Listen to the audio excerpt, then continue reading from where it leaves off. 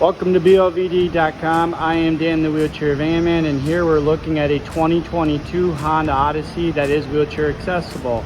Now what's going on with this is we have a passenger side slide door, opens up just fine, but when it comes time to closing, we get an audible tone into the vehicle with 3 beeps.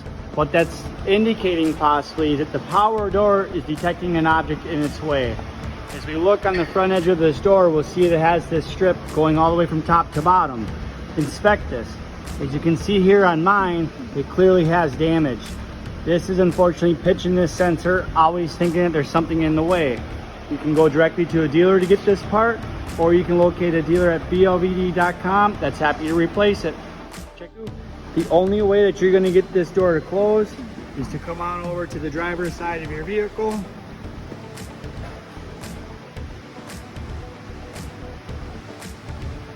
That is an OEM part, so you can get that right from the Toyota or Honda dealer. Right here, we're gonna have our power door switch. I'm gonna flip this to the off so the red is not exposed. And now we'll be able to come back over and manually shut this door. Looking for a dealer near you to provide service to your accessible Honda Odyssey or Toyota Sienna?